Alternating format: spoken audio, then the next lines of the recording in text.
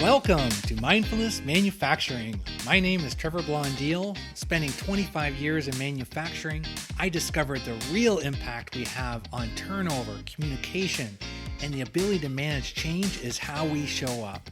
That's the essence of emotional intelligence. In each episode, we bring a guest or message to expand your skills, engage your people, and grow your organization. So let's jump in. We've been running this show now for almost 5 years. We'll be coming up to our 6th year at the end of 2025. One of the episodes that gets referred to back in 2021 is Thermostat or Thermometer. That was with Michael Forehand with Crossover. We had a great discussion, and that keeps coming up. And it came up in a recent book that I read, Thermostatic Leadership, written by Sheri Miller Holt. Welcome to the show. Thanks for having me, Trevor. And it is Sheri. That is how we Sheri. pronounce your name. And your awesome husband, Tori, had to correct me on that because I hadn't seen you in a little while. And sometimes when we're not mindful, like we talk on the podcast, our mind slips into default behaviors. And we talk a lot about on the show about being intentional. And so, Sheri, in your company, Chrysalis Training and Development, you started and you've been really busy on the road doing a lot of this training.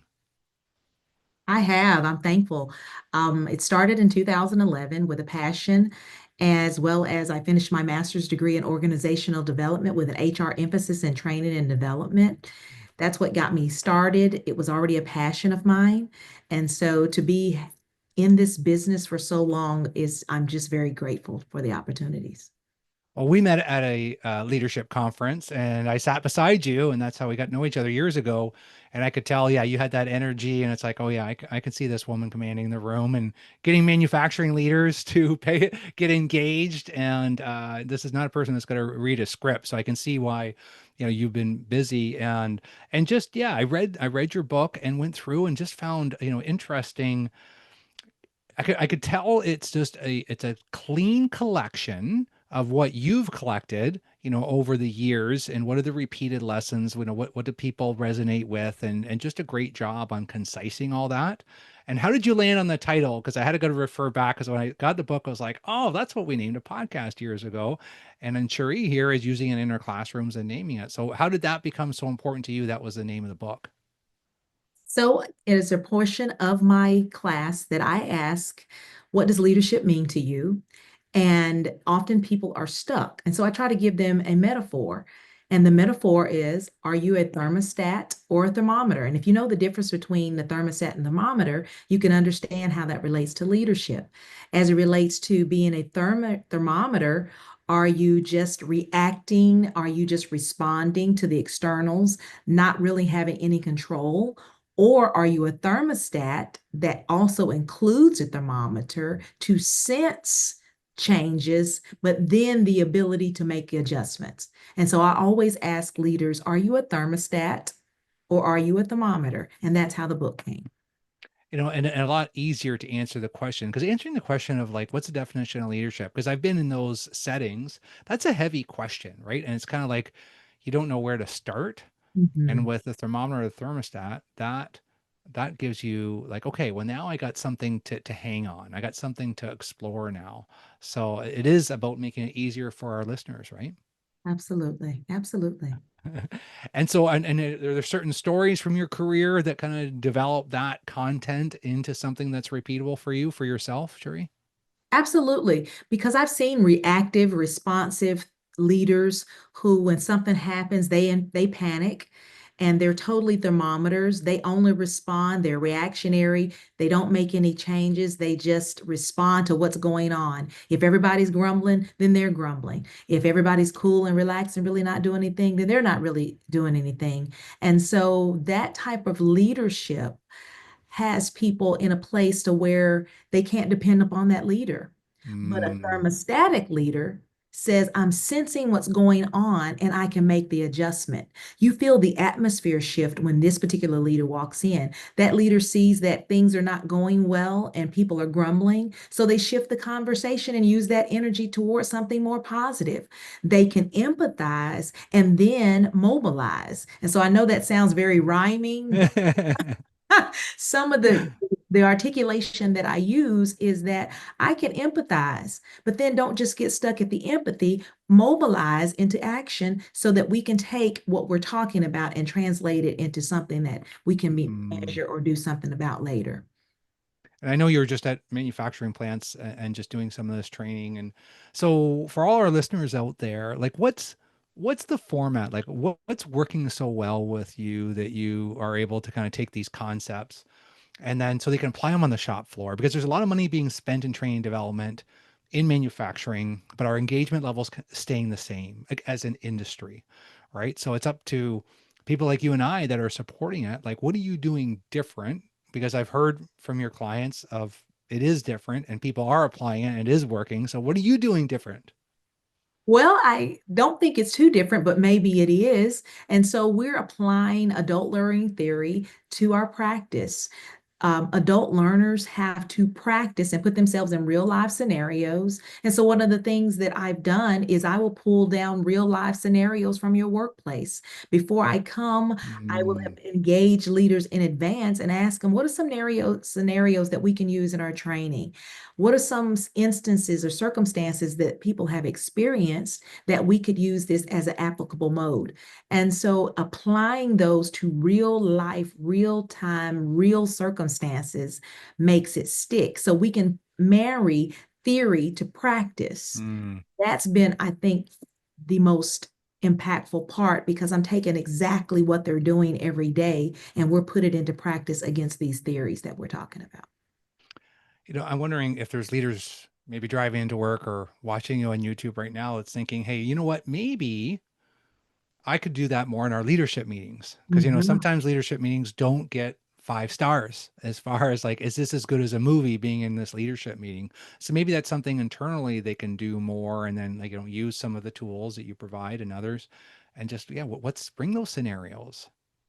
Absolutely. And a large part of why I wrote the book is because it starts with the leader. Leaders often want changes, but they don't realize that the most impactful change comes from them. If they change what they say, if they change how they talk about it, if they change in the fact that they are acknowledging the problems and not ignoring them. So the changes that the team needs to see often take place within the leader. And so that's why I like to use the thermostatic leaders saying that they set the tone for what happens next. Mm, Leaders want greater productivity from their teammates, especially in manufacturing, especially if a lot of people get paid for their performance and it's a performance-based pay scale, hmm. if you want to get more from them. So how do I do that? I don't just start saying do more, but I begin to actualize, empathize. What are some barriers that are keeping you from doing more? And once we acknowledge that, then what action do I need to take to remove those barriers? What goals have we set? How are we working on those goals? Are we focusing on the right things within those goals? And so the thermostatic leader approach allows leaders to take a look at themselves. What am I saying? What am I doing? How am I mobilizing? How am I actualizing my expectations? Am I empathizing? Am I acknowledging what's going on with them? Am I removing barriers? And so that's part of setting the tone within the teams. Mm. And just by removing those barriers, now you're allowing your people, that's kind of the outcome of what you're getting there. How you're getting there, what I'm hearing is a talk I just did for Disrupt HR was stop telling, start asking. And Yeah. it's just as simple as that. And like you joked about it, about like instead of just asking them for more, but that's what teammates and people that like even managers sometimes at manufacturing plants are just being asked of, right? What like what's in it for me, right? Have we had that conversation? And like what's the more for? Like have the deeper Mhm. conversation, and then okay, what are the roadblocks? And then it's like, okay, that's my job. That's a leader's job. That's all you got to do. I was just talking to somebody this morning in a coaching session. It was kind of like, really, like, if you can just, you know, spend more time on what's going to save time for your people, because the only way you can make more time is to spend your time today on something that's going to save you time tomorrow. And in particular, your people's time.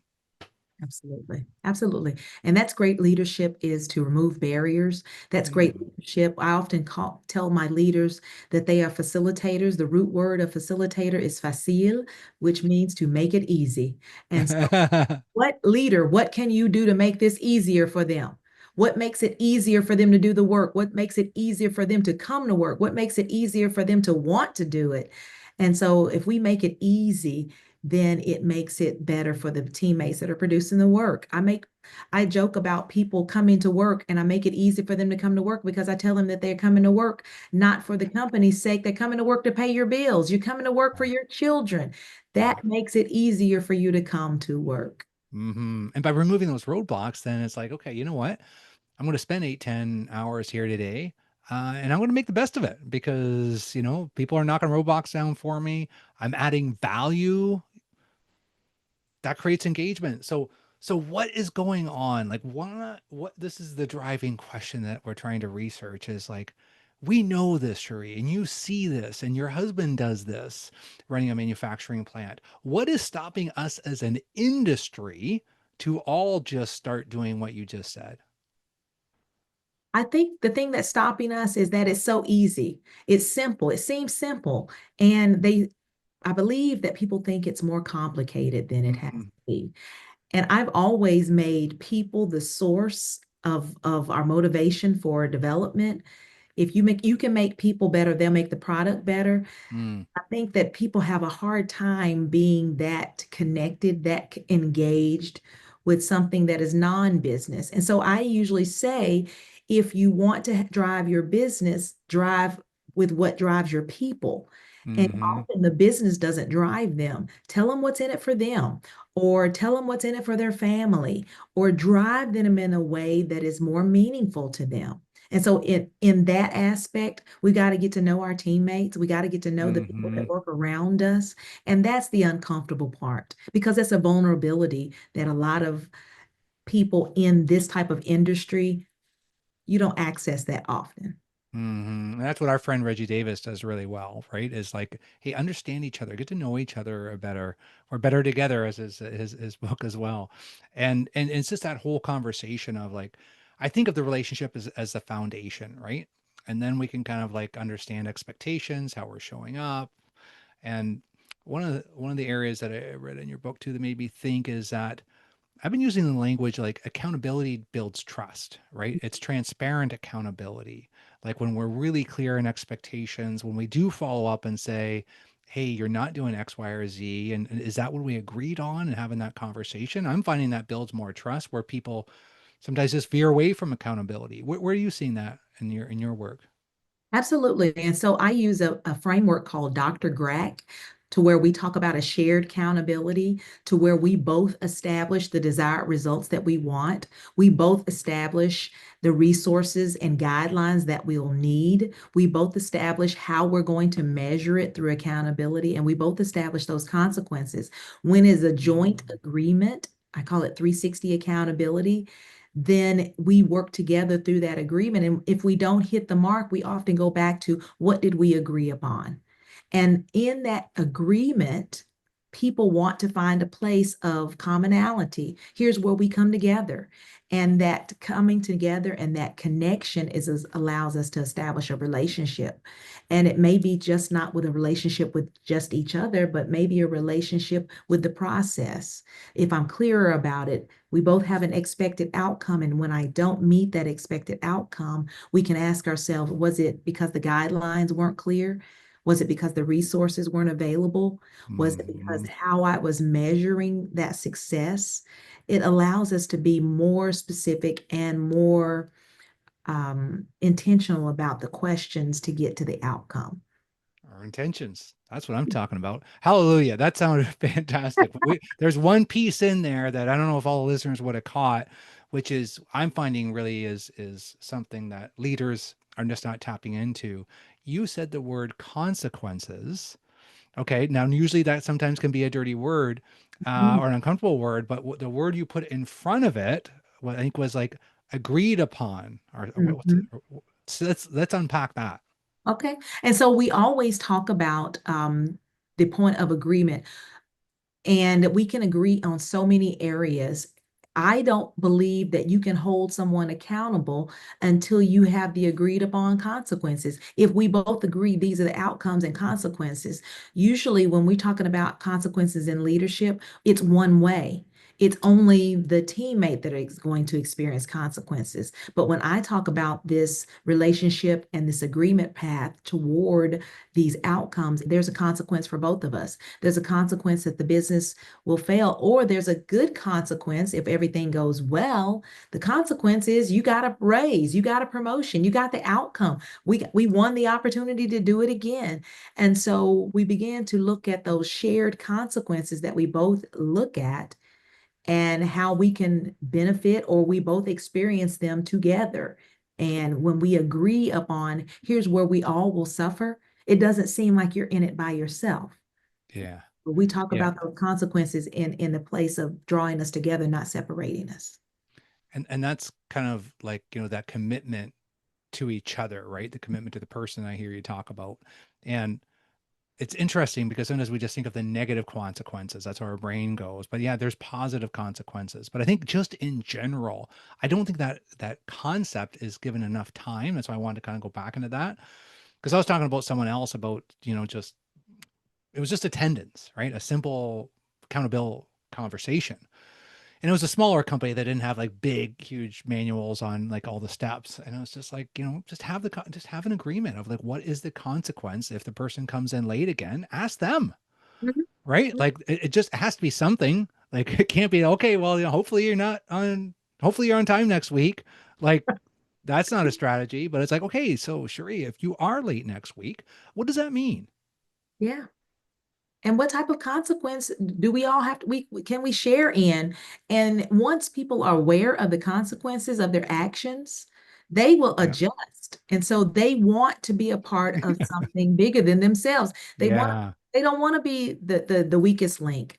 So once we agree upon those expectations, those outcomes, and we lay it out there, we're in this together, then it really drives people to greater opportunities for themselves. And they also self-manage and they don't have to be micromanaged. No, Part if I of a know what the consequences are and I trust you that you are going to follow up with me. And I also like, I also am hearing from you that it's like, hey, what do I own in this? What support do you need from me to make sure that you are on time next week? And what Mhm, are the consequences if I don't provide that? Whatever that looks mhm, like. So mhm. that's what you're talking about. Absolutely, absolutely, I like it. I absolutely. like it. Yeah. Like, eh, so yeah. So like, you go through this, you're helping teach leaders and like for me, I know when I ran plants for 25 years and there was just times I just didn't have the tool in the toolbox, right? Like I Mm. just didn't know like how to have that conversation about consequences. So I think part of it's that. And then is part of it just like the chocolate fountain effect, right? Like the chocolate's only as good as it's coming out of the top. And it's sometimes it's hard for a supervisor to make better chocolate if it's not good chocolate coming out of the top. So if the general manager or the CEO is not demonstrating those behaviors, it's harder for them to do it. So that could be a roadblock. But I'm thinking, other than that, man, just read Sheri's book, go to a summer training, and just follow this. It really works, and it makes your life a lot better, and it makes people happier. It does. It does. And so you aren't the only person who has said, man, I didn't have the tools in the toolbox. And that is, I think, the gift or the opportunity that presents itself for me to be with you because I give you plenty of tools, plenty of framework, plenty of questions. My book, half of the book is strategies about accomplishing these things that we're asking for. And so it gives you particular structures, particular strategies, frameworks to have conversations, frameworks for setting goals, frameworks for giving feedback. And so if you have the tools in the toolbox, even if you weren't shown in advance, here's where you get to make a choice about here's what Mm-hmm. I'm going to do differently. And you may find it a little bit uncomfortable, but at first, but it's like wearing a new pair of shoes. You will eventually break it in the more you walk in. And so the more you walk in this practice, the more you walk in this thermostatic leadership approach, the more comfortable it feels for you. Certainly will. And that is, I could tell the listeners. And so there's a book report on this book on my website, and then you can order it off Amazon like I did. But what I did like about it is very pragmatic, like almost like written for a manufacturing leader that doesn't have a lot of time and just needs some quick tools. And but with, Mm. so the one area that I really liked was, balancing firmness with compassion. Firmness ensures clarity and structure, while compassion fosters trust and understanding. Say more on that. I like that line. That's page 33.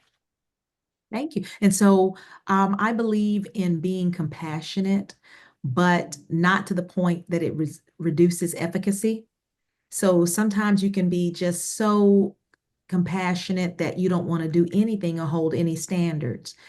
But there is a balance between holding a standard and being compassionate. And so I want to be clear and concise about the expectations and outcomes, but I also want to use those empathies. And so, for example, I will often tell people, I'm sorry you're going through this. I really do hate that you're having this time. I can imagine how painful it is for you. However, because of these particular standards, we still have a protocol to manage within and to operate within. And I usually follow that up with, let's talk about how we can get the outcome we're expecting given the circumstances that we're experiencing. Mm, And so I still keep the focus on the outcomes that we're expecting, but I also consider your circumstances. How would I be able to help you work with those circumstances? What would I need to do? And a lot of times it is the leader's small adjustments and a small authority and a small mm-hmm. area in which we have opportunity that makes a big difference. Oftentimes when I talk to people in that tone of connecting, here's what the outcomes are versus your scenario, they will themselves, well, I can do something on my end. If you're willing to do Mm-hmm. something on your end, Sheri, I'm definitely do something on my end. And so we reach an agreement that we're both going to be working together to get to this outcome. Like a dance, like a beautiful dance, right? It can be really clunky, or you can make it clunky, or you can just make it, hey, we're just dancing here, and it's not a game. It's just very transparent. Like I really like your transparency in that and balancing that. I thought that was really interesting, right? Because sometimes people say, "Oh, so now we got to have kids gloves and stuff." I'm like, "No. No, you still need firmness. It's just in the right area. Just don't be a jerk about it." And you got great reflective questions too. Like, how often do you reassess your default leadership style to meet your team's evolving needs? And Mhm. sometimes that's why it's just good to read, because then it's like, hey, you know what? I know this. That's what most leaders will tell me. Yeah, I know that, but I haven't been doing it. And that's okay, because when we know better, we do better, and we just kind of touch base on that. I also want to just touch base on this, still with this balancing firmness and compassion, clear expectations, but I like the compassionate communication. Use I statements. Why Mhm. is that? What Mhm. makes that so important? Because the difference between I statements and you statements determines whether you are being accusatory. So if I'm using a lot of you statement, you should have done this, you should have said this, you should have been here, you could have asked me, you should have had asked me a question, you should have looked it up. That's not very helpful. No. Make the person feel better. But if you offer them examples of where you could have helped, if I were you, I would have done it this way. It's still giving them a choice. It's Mm-hmm. offering them a suggestion instead of ramming something down their throat. Yeah. And times have changed. And Trevor, I don't know between you're the age group to where we had former leaders where they kind of pushed you hard in a hard manner, and we've got the scars and the trauma for it. But we can't lead in this generation No. because we haven't raised our children the same way. Yeah. And so it's our children that are in the workforce that we decided to be kinder, gentler parents to than our parents were. And so now we're having to use that level of firmness, but still high levels of empathy, high levels of compassion, and using I statements is more compassionate than you statements. I Mm-hmm. statements show that we're more human. We're human just like you are, and we can see your pain. And here's a suggestion that I would suggest. And it just allows us to be more relatable and more palatable. Yeah. We're the ones that raised this generation, right? It's Generation X is what we're talking about here. And I think it makes us better leaders. right? I think it's going to make us safer, better quality, better productivity, because we got to have these conversations now, right? So this is situational leadership, right? So we got to adjust a little bit and kind of move around and say, okay, I used to just tell Sheri what to do. And now in general, I got to have a few more conversations, but guess what? We can be more competitive in North America. And, whether it's made in USA or made in Canada, we can do more here, but we have to evolve as humans, because how we're evolving as tech is great. AI, the robotics, the safety has been great. But the call to action is like, let's level up, leaders. Like we're better than this. We have the tools now, right? So now it's just like, it's like using ChatGPT. It's like you just gotta like lean in and use it, right? The tool's there. It is helpful for certain reasons, but I can't just kind of keep on asking you questions when I could just look it up myself, right? And then there's some basic information. And it's the same thing with leadership. It's like, better. Listen to this podcast on your way home and on your way in, and listen to Sheri, pick up her book. So much good tools in there. But what do you want to leave the listeners with today? And so the thing that I really want to leave listeners with is that a more compassionate, caring leadership is needed.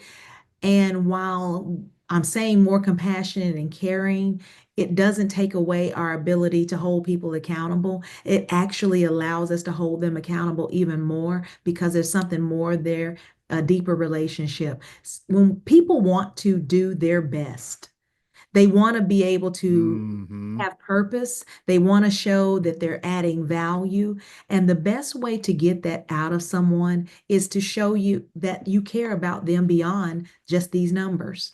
And so if I can care about you, if I can get to know about you, if I can engage you and inspire you with what matters most to you, then I'll be a better leader and you will respond in kind by producing a higher quality of work.